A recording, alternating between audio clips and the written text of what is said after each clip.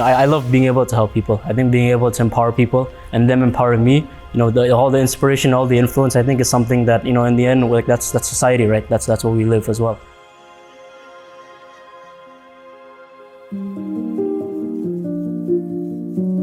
A bit about me, my background. So yeah, my name is Abyasa Kamdani. I grew up and I was born here in Jakarta, Indonesia my entire life. I went to school here, and then from there I graduated. I went to University of California, Berkeley. I majored in economics. I graduated in 2018. And from there I worked for about 2 years in San Francisco in the renewable energy sector. I worked in solar development.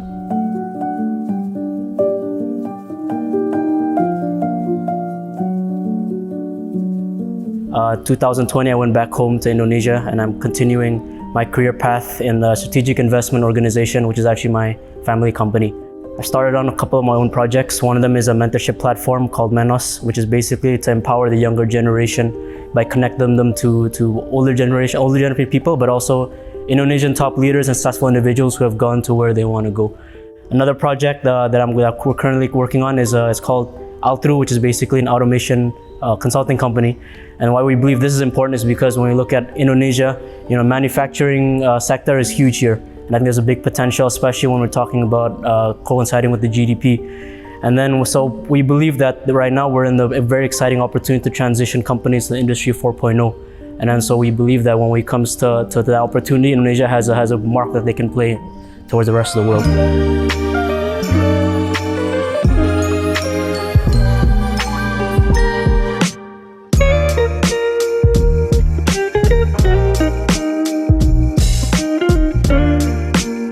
I love music, I love sports. I'm a big fan of mixed martial arts, UFC. So I follow that a lot. And then I used to swim varsity swimming when I was in school. Really big into fitness. I'm passionate about working out, being able to be at your optimal best in terms of physically, mentally, and everything else. Spirituality is also something that I'm always looking at. How to prepare yourself both in your heart but also in your mind, and kind of building up to the becoming your optimal best self. I love the oceans actually, and I grew up there. My whole family loves the oceans. Scuba diving, wakeboarding, water skiing, tubing, canoeing, swimming, everything to do with the ocean. That's pretty much where I found my love and passion for the environment. It's pretty much started from the ocean.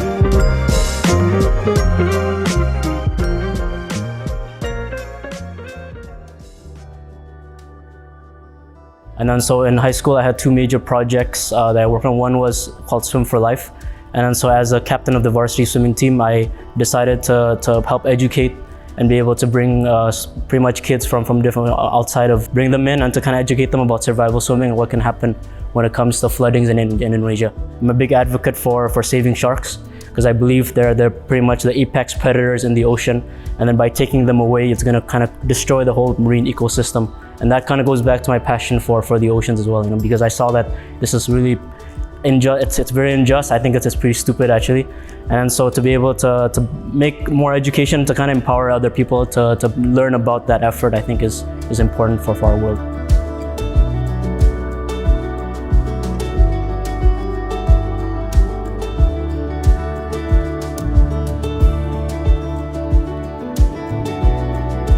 More of a personal thing, I think, right now, which is why I believe very advocate for renewable energy. Because I believe that is something that you're working for the people and the planet, being able to save the world. But at the same time, you're also a financially stable company. There is business there, and I think to be able to balance those efforts is something that for me, that's something that I'm a big passion. I always want to advocate for those kinds of things.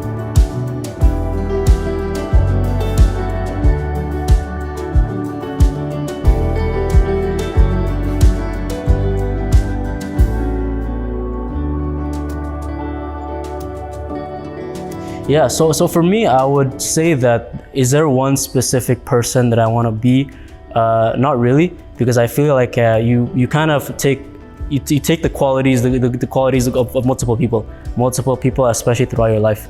And then so I find a big inspiration, of course, big influence to me when I was younger is of course my family, and even until now as well. My family has always been a big inspiration to me. It's like my mom is the one who kind of showed me what it takes to have passion in the world. make your career something more than just your own, and having that mission I think is very important. And so she helped see me that, as well as through the spiritual life journey that I also, when it comes to personal engagement and empowerment and everything else. My dad would be more towards kind of the balance of life, work and fun and everything else. And so I love how, I think throughout my life I've been able to get exposed to an environment where you can be ambitious, you can work hard, and I think it's very important to do so. But at the same time, you also have to enjoy your own life, have the fun, like be able to meet new people, be able to continue to build a relationship with your friends, and then have good memories. I think that's definitely something that I live towards, which is overall, it's called balance, right? Not just my parents, even my siblings as well, all of them, and then they've influenced me, to be kind, to be able to help others, to be able to become an example in terms of the things that they're doing. My grandparents, everyone, I think I would say can make a big impact in your life. I think for me, it's all about taking the good qualities that you can, and of course, learning from the things that maybe you don't fully approve of, which is normal. I think you have to be able to take someone and see the good and the bad. And then so it's not about criticizing or anything else, but it's about understanding who you're supposed to be by being able to be influenced by other people around you.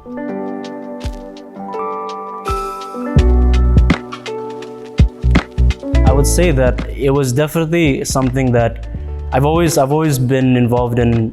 I love being able to help people. I think being able to empower people and them empowering me, all the inspiration, all the influence, I think is something that, in the end, like that's society, right? That's what we live as well, to be able to influence and help others.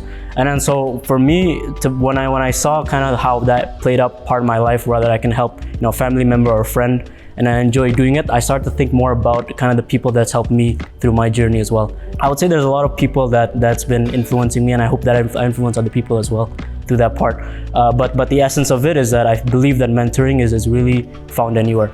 And then to be able to have conversations with other people, and to be able to be inspired by other people, and to see the things that you can kind of help them with, things that they can help you with, I think can be found in any small thing, which I think that's what makes it really interesting to me. And so to create a platform that can have that, and to help people, ambitious people who are willing to learn, and to be able to create a community of that, is something that to me is empowering. It's something that I want to fight towards, to have that kind of environment. First of all, I'm actually not a technical person. So the one who started this idea is actually my partner. And so my partner, a bit about him, he worked in Japan and he worked in automation. And so when he came back to Indonesia, he had this idea of kind of translating what we have currently for manufacturing and then take it to the next step, which is the Industry 4.0.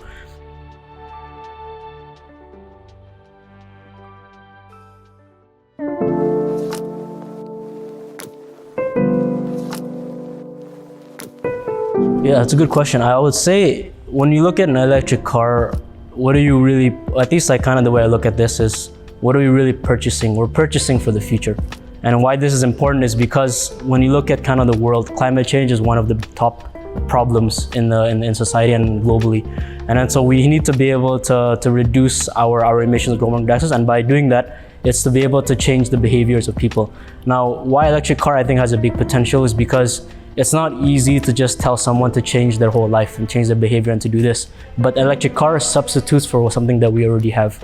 And in a way now once I got this vehicle, I see that it can actually be better than what we currently have. So I would say kind of going back to in terms of my own passion for the environment, like the environment, when us as humans, we live in the environment, we live in the world. And so Mother Nature is going to be a part of our living no matter we like it or not. And then so why try to fight everything that's going on, and instead why don't we try to live coexistingly, which I think is one of the representatives of what an electric car can be. Yeah, so in terms of, let's kind of go back to Lexus. I think when it comes to branding, and let's say cars, cars are all about the brand, right? And then at the end of the day, whether you like it or not, I feel like you kind of lean towards a brand that you trust. And that's exactly why, why I love Lexus, is because I believe that it can be one of the flagship, I believe that it is the flagship of Asia in order to kind of can become that brand that is representing Asia and then one of the dominant brands in the world.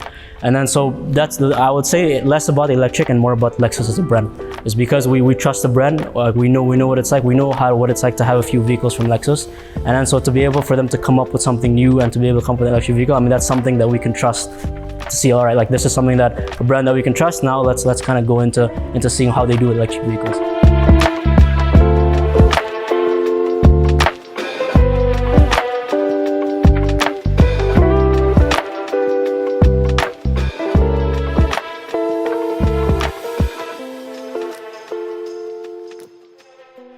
No, I love it. I mean, I think definitely, like I said, you feel like the car understands the way you drive, which I think is important in a car.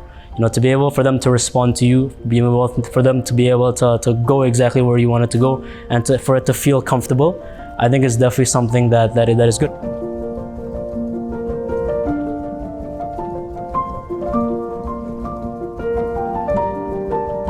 For me, first of all, I think it was smart that Lexus begins with a car that is, in a way, kind of applicable to the mass market, right? Now, what I want to see is you guys actually go into this whole the sports car as well. So competing against the Model S, I don't know, competing against the sports cars and Mercedes. We're also going to electric. I believe that Lexus can also continue to fight against that area, especially when it comes to building fast cars. And so that to me it's kind of the next step. Maybe even beyond that, supercars when it comes to maybe an electrified version of an LFA. That would be something that's going to be very interesting too.